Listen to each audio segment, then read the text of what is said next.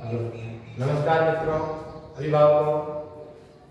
आज हम टॉपिक शुरू करने जा रहे हैं मौर्य काल, मौर्य वंश। श्री मौर्य वंश टॉपिक के साथ मैं आपके सामने प्रकाश लंगे। तो सबसे पहले मेरी बात सुन लीजिए कि मौर्य वंश का टॉपिक है, जैसे कि आज जो मैं पढ़ाने जा रहा हूँ कक्षा 10वीं के सामाजिक विज्ञान विषय में पहले पाठ में अपन ने बात की थी माँ जनपद काल। माँ जनपद काल के बाद अपन पढ़े थे मगध का उत्कर्ष, और मगध पर अपन ने बात की थी हर्यक वंश के राजाओं का शासन रहा, उसके बाद शिशुनाग वंश के राजाओं का शासन रहा, उसके बाद नंद वंश, और नंद वंश के बाद आता है मौर्य वंश। तो यहाँ पर मौर्य वंश वेरी वेरी इंपॉर्टेंट टॉपिक है, जो अपने 10वीं में भी है और कक्षा 12वीं के इतिहास में भी मौर्य वंश होता है। उसके बाद आप कोई भी कॉम्पिटिटिव एग्जाम फाइट करो, उसमें मौर्य वंश से संबंधित प्रश्न पूछे जाते हैं। प्रायः वर्तमान में जो रीट की भर्ती आने की संभावना है, और रीट के सिलेबस में है मौर्य वंश। सेकंड ग्रेड सामाजिक विज्ञान के सिलेबस में भी मौर्य वंश है, और फर्स्ट ग्रेड में भी फर्स्ट पेपर में मौर्य वंश आता है। यानी मौर्य वंश बहुत इंपॉर्टेंट टॉपिक है अपने लिए, और आपको ध्यानपूर्वक इसको पढ़ना है और ध्यानपूर्वक समझना है। सबसे पहले अपन ने बात की थी मगध पर अपन ने जिन राजवंशों का शासन रहा, अपन ने बात की थी हर्यक वंश, उसके बाद शिशुनाग वंश, फिर नंद वंश। और अपन ने बात की थी कि नंद वंश के अंतिम शासक घनानंद को पराजित करके चंद्रगुप्त मौर्य ने 322 ईसा पूर्व में मौर्य वंश की स्थापना की। तो सबसे पहले अपने इधर ध्यान दीजिएगा, अपन पढ़ रहे हैं मौर्य वंश, और सबसे पहले अपने को ध्यान रखना है मौर्य वंश के संस्थापक। क्या याद रखना है? संस्थापक। तो अपने को ध्यान रखना है कि चंद्रगुप्त मौर्य कौन है? चंद्रगुप्त मौर्य। चंद्रगुप्त मौर्य ने 322 ईसा पूर्व में अपने प्रधानमंत्री पुरोहित कौटिल्य, चाणक्य, या अपन उसको कह सकते हैं विष्णुगुप्त की सहायता से अंतिम नंद शासक घनानंद को पराजित कर मौर्य साम्राज्य की स्थापना की। इस एक लाइन से 5-6 क्वेश्चन बनते हैं, आपको अच्छी तरह समझनी है। किसने स्थापना की? चंद्रगुप्त मौर्य ने 322 ईसा पूर्व में अपने गुरु कौटिल्य की सहायता से, या अपने प्रधानमंत्री कौटिल्य की सहायता से अंतिम नंद शासक घनानंद को पराजित करके मौर्य वंश की स्थापना की। मित्रों, ध्यान रखना, इस मौर्य वंश का इतिहास में बहुत ज्यादा महत्व है। इसी चंद्रगुप्त मौर्य को सही अर्थों में भारत का पहला ऐतिहासिक सम्राट माना जाता है। यानी चंद्रगुप्त मौर्य भारत का पहला ऐतिहासिक सम्राट माना जाता है। और दूसरी इसकी विशेष महत्वपूर्ण बात यह है कि मौर्य काल से ही भारतीय इतिहास में निश्चित तिथि क्रम का प्रचलन शुरू हो जाता है। मौर्य काल से निश्चित तिथि क्रम शुरू हो जाता है। दूसरी इसकी विशेषता ये है। उसके बाद इतिहास में बताया जाता है कि चंद्रगुप्त मौर्य ने ही पहला भारत का अंतर्राष्ट्रीय विवाह, जो इसने सेल्यूकस निकेटर की पुत्री, जिसका नाम है हेलेना, या हेलेना से इसका विवाह होता है, जिसको भारत का पहला अंतर्राष्ट्रीय विवाह भी कहा जाता है। यानी कि मौर्य काल का इतिहास में बहुत ज्यादा महत्व है। इसको अपने को अच्छी तरह एक एक शासक को पढ़ना पड़ेगा। कोई भी अपन इतिहास में कोई भी टॉपिक पढ़ते हैं, सबसे पहले उसके अपने पास जानकारी के स्रोत होना जरूरी है। जैसे मैंने इतिहास के 2 बेसिक क्लास ली थी, एक तो इतिहास के काल और इतिहास के समय के बारे में। उसके बाद अपन कोई भी टॉपिक पढ़ते हैं, कोई भी विषय वस्तु पढ़ते हैं, उसके बाद अपने पास जानकारी के स्रोत क्या क्या है, अपने पास जानकारी के साधन क्या क्या है। तो सबसे पहले तो आपने कोई मौर्य वंश की स्थापना की बात हो गई। इसके बाद कौन कौन से शासक हैं उनको अपन आगे पढ़ेंगे, सभी शासकों के बारे में पढ़ेंगे, उसके मौर्य काल प्रशासन पढ़ेंगे, सब कुछ पढ़ेंगे। लेकिन सबसे पहले अपन आज एक बात करते हैं कि मौर्य काल की जानकारी के स्रोत क्या क्या है, अपने पास जानकारी के साधन क्या क्या है, जैसे अपन मौर्य वंश की जानकारी प्राप्त होती है। तो सबसे पहले मित्रों, विद्यार्थियों, आपको ध्यान रखना, पहला जो जानकारी का स्रोत है कौटिल्य का ग्रंथ है अर्थशास्त्र। जो अर्थशास्त्र एक बारे में ऐच्छिक विषय के रूप में पढ़ते हैं, वो अर्थशास्त्र अलग है। ये चंद्रगुप्त मौर्य के प्रधानमंत्री कौटिल्य ने एक ग्रंथ लिखा था अर्थशास्त्र, जिससे अपने को मौर्य प्रशासन की जानकारी मिलती है। और इसको कई बार प्रश्न आता है कि कौटिल्य के अर्थशास्त्र की विषय वस्तु क्या है? इसकी विषय वस्तु है सामान्य राजनीति से संबंधित है। और यही कौटिल्य जो प्राचीन भारतीय अध्ययन केंद्र तक्षशिला विश्वविद्यालय में शिक्षक थे, या तक्षशिला विश्वविद्यालय जो अभी पाकिस्तान में है, उसके आचार्य थे या शिक्षक थे।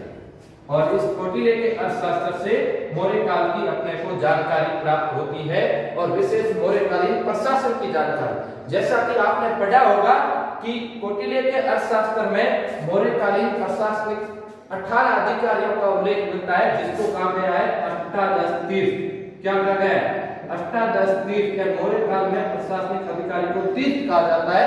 ऐसे 18 अधिकारियों का उल्लेख मिलता है, जिसको कौटिल्य के अर्थशास्त्र में कहा गया अष्टादश तीर्थ। ये विषय वस्तु है जो मौर्यकालीन प्रशासन की जानकारी अपने को प्राप्त होती है कौटिल्य के अर्थशास्त्र से। और उसके बाद दूसरा वेरी इंपॉर्टेंट ग्रंथ है मेगास्थनीज की इंडिका। वो इंडिका पुस्तक है, मेगास्थनीज की एक पुस्तक है इंडिका, जिससे भी अपने को मौर्य काल की जानकारी प्राप्त होती है। सबसे पहले बात मित्रों आपको ध्यान रखना, मेगास्थनीज कौन था? तो 305 ईसा पूर्व में चंद्रगुप्त मौर्य और सेल्यूकस निकेटर के मध्य युद्ध होता है। और ये जो मेगास्थनीज है ये सेल्यूकस निकेटर यूनानी शासक, सेल्यूकस निकेटर का दरबारी विद्वान था जो चंद्रगुप्त मौर्य के दरबार में उपस्थित हुआ। समझ में आई बात?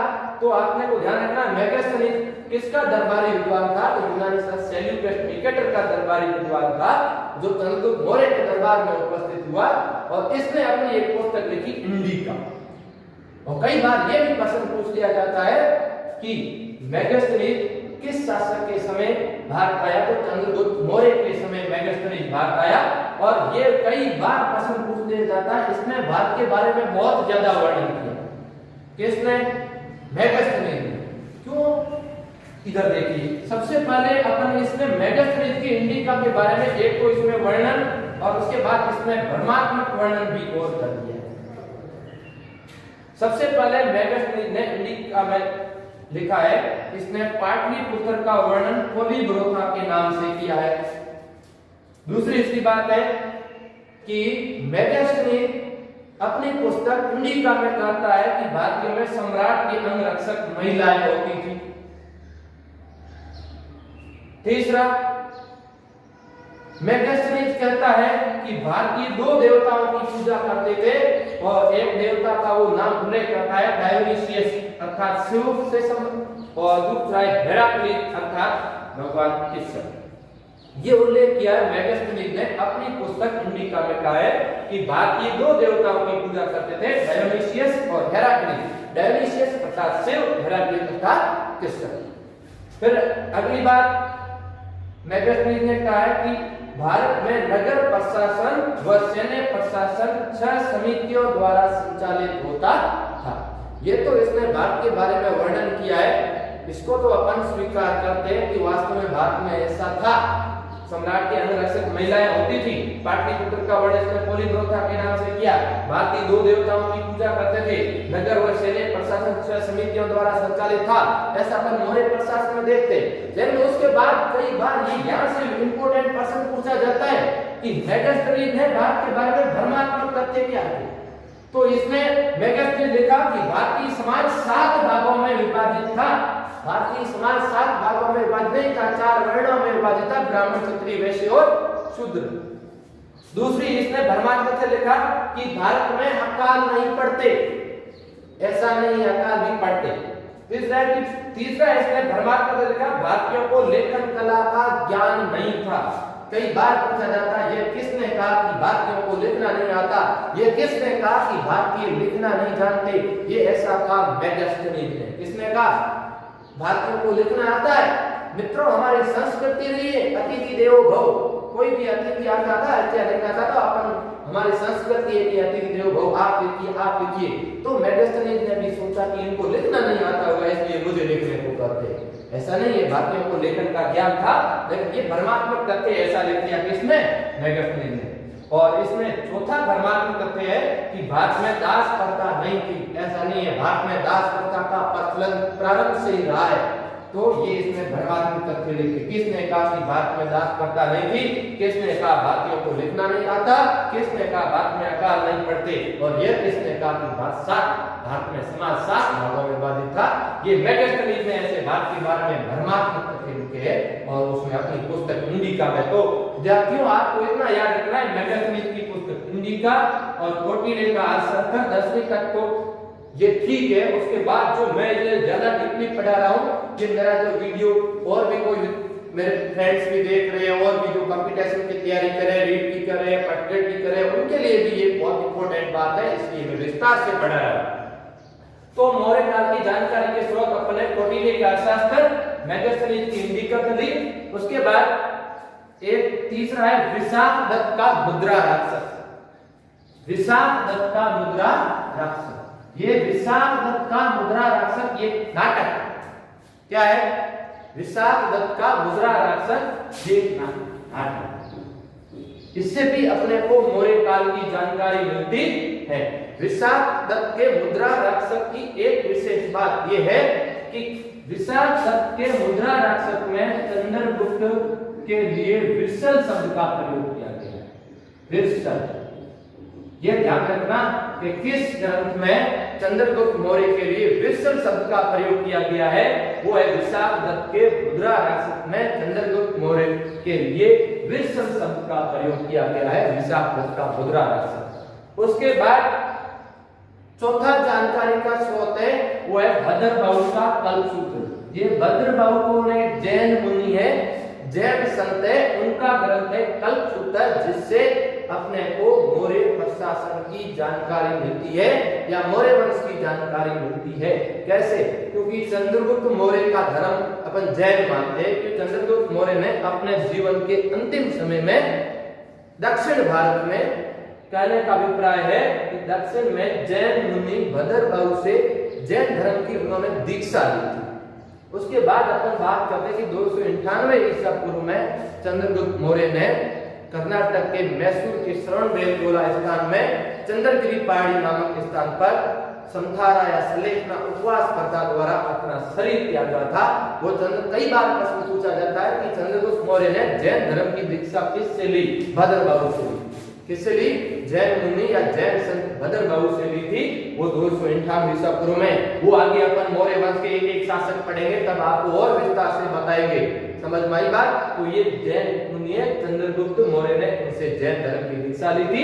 उसके बाद 298 ईसा पूर्व में सलेखना या संथारा उपवास प्रथा द्वारा उन्होंने अपना शरीर त्यागा था श्रवणबेलगोला, मैसूर, कर्नाटक में चंद्रगिरी पहाड़ी पर। आई बात समझ में विद्यार्थियों? वो आगे एक एक अपन शासक पढ़ेंगे, मैं आगे आपको और विस्तार से बताऊंगा। आज तो अपना इतना टॉपिक है, तो मौर्य काल की जानकारी के स्रोत क्या क्या है, ऐसे मत सोचना पड़ेगा नहीं, मैं आगे और अच्छे से पढ़ाऊंगा। और चौथा है, 4 स्रोत हो गए। 5वां मौर्य प्रशासन की जानकारी साथ मोगलीपुत्तिस का कथावस्तु। ये मोगलीपुत्तिस का ग्रंथ है कथावस्तु या कथावस्तु। ये मोगलीपुत्तिस में एक विशेष बात मैंने लिखी है कि इसी मोगलीपुत्तिस की अध्यक्षता में मौर्य सम्राट अशोक, क्यों चंद्रगुप्त मौर्य के बाद बिंदुसार बनते हैं, बिंदुसार के बाद मौर्य शासक बनते अशोक।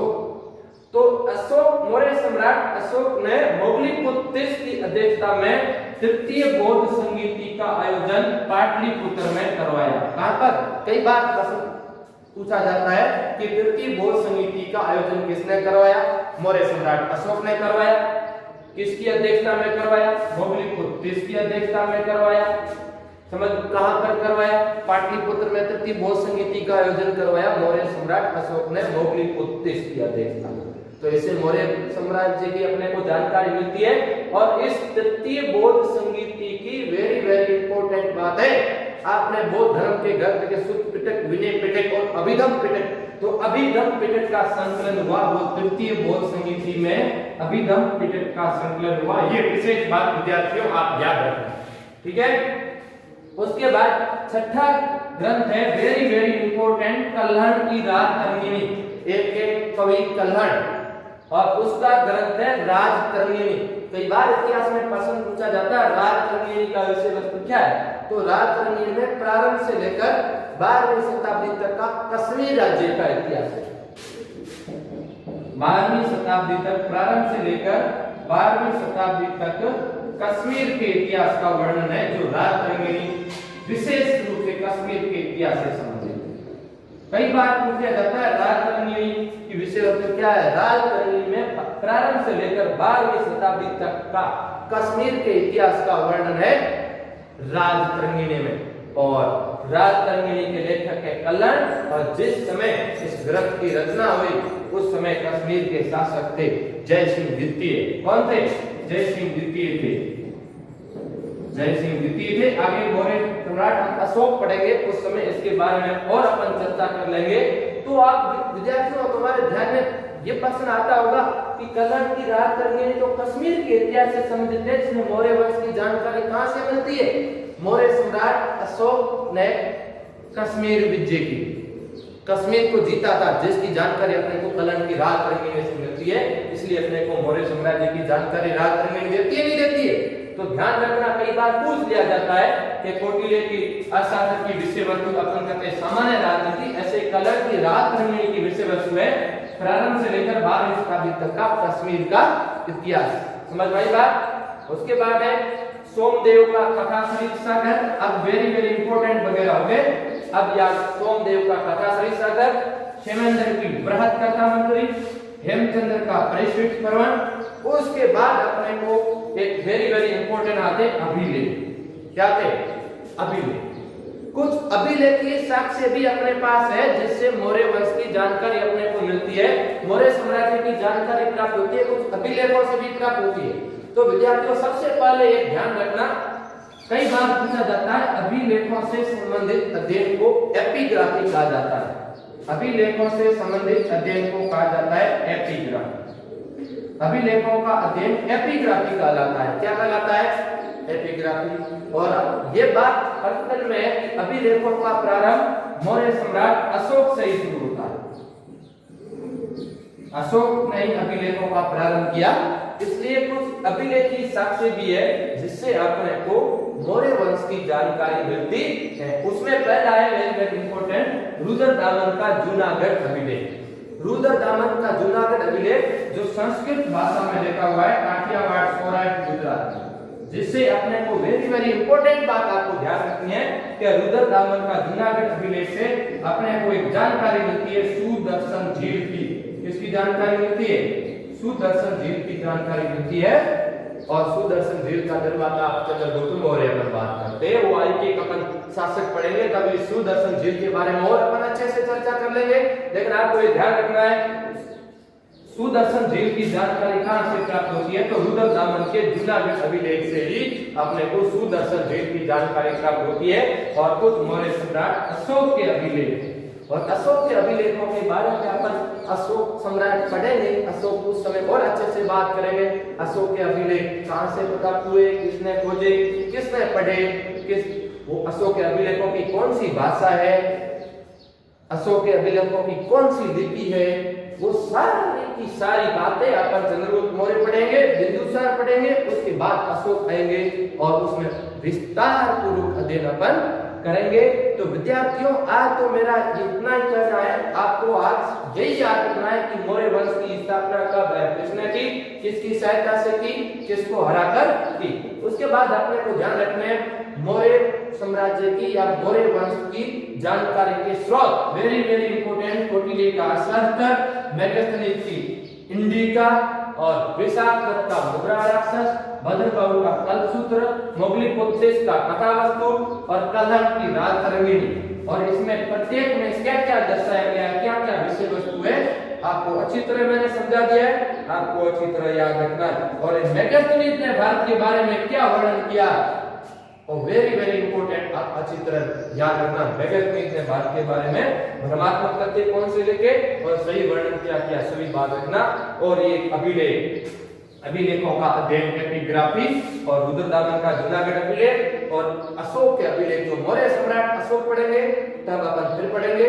तो विद्यार्थियों मेरा आज के ये टॉपिक इतना ही, आपको मौर्य वंश की स्थापना किसने की और जानकारी के स्रोत। बाकी अगली क्लास में बात करेंगे। और भी आपको इतिहास और राजनीति विज्ञान से संबंधित अच्छे वीडियो चाहिए तो प्लीज मेरा चैनल सब्सक्राइब कर दीजिए। वो कहते हैं ना बेल आइकन घंटी वाला बटन दबा दीजिएगा ताकि आपको समय समय पर अच्छे वीडियो मिल सके। धन्यवाद विद्यार्थी।